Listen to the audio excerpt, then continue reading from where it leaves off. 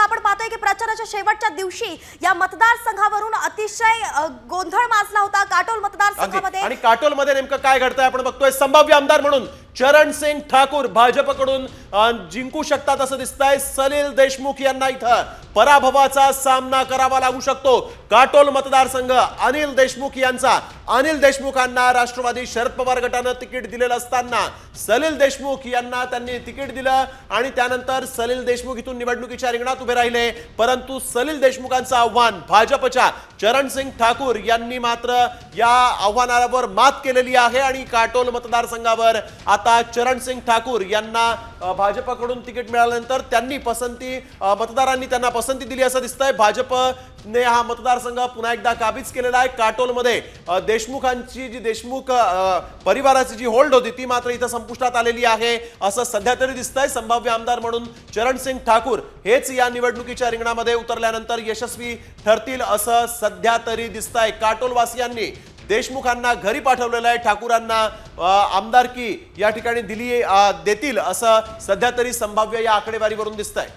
तर नेमकं आपण पाहतोय की चरणसिंग ठाकूर यांना मतदारांनी निवडण्याची काय कारण आहेत हे जाणून घेऊयात। याची कारण आपण पाहतोय आपले प्रतिनिधी पराग ढोबळे आपल्या सोबत जोडले गेले होते। पराग, नेमकं आपण काटोलची काय समीकरण आहेत आणि या ठिकाणी चरणसिंग ठाकूर यांना मतदार का निवडतायत? नक्कीच यावेळेस भाजपचं पारडं जे आहे ते काटोलमध्ये जरा जास्त जड दिसत आहे। कारण गेल्या काही दिवसांमध्ये ज्या पद्धतीने अनिल देशमुखांवर आरोप झाले होते, मध्यंतरी ते जेलात गेले होते आणि त्यामुळे मतदारसंघाचा कुठेतरी संपर्क जो होता तो तुटला होता। सलील देशमुख यांनी ती धुरा सांभाळली होती आणि ते बऱ्यापैकी त्यांनी जो आहे मतदारसंघाचे काम करण्याचा जो आहे प्रयत्न केला, मात्र सरकार नसल्यामुळे त्याचा फटका त्यांना बसला।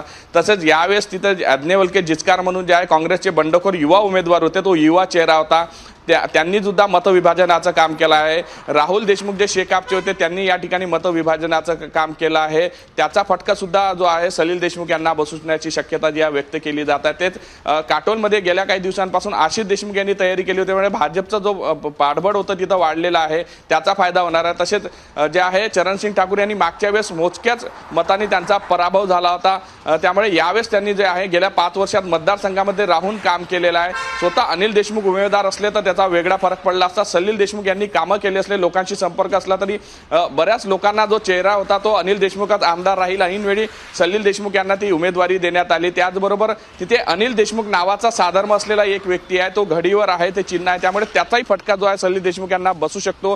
मात्र या ठिकाणी स्पष्ट निकाल सांगत नसला तरी आघाडीची जी आहे त्यामध्ये भाजप करताना दिसून येतात। ज्या पद्धतीनं शेवटच्या दिवशी झालेला तो हल्ला असो अनिल देशमुख, त्याचा फायदाही सलील देशमुख यांना भेटू शकतो। त्यामुळे जो जातीय समीकरण साधत असताना त्याचे जो फायदा आहे तो सलील देशमुख यांनाही मिळू शकतो। मात्र भाजपचं पारडं या ठिकाणी सध्या तरी जड दिसत आहे। जाणकारांना असं वाटतं मात्र सलील देशमुख यांनी सुद्धा तेवढीच फाईट टफ दिलेली आहे। मतविभाजनाचा मात्र इथं फटका बसू शकतो। बिलकुल पराग, आणि आपण बघतोय काटोलमध्ये खरं तर देशमुखांना जर कधी पराभव सहन करावा लागू शकत असेल तर मात्र राष्ट्रवादी शरद पवार गटानं जो निर्णय घेतला तो चुकीचा आहे का, काटोलवासियांनी देशमुखांना का नाकारलं याचं देखील आत्मचिंतन होणं तितकंच गरजेचं आहे।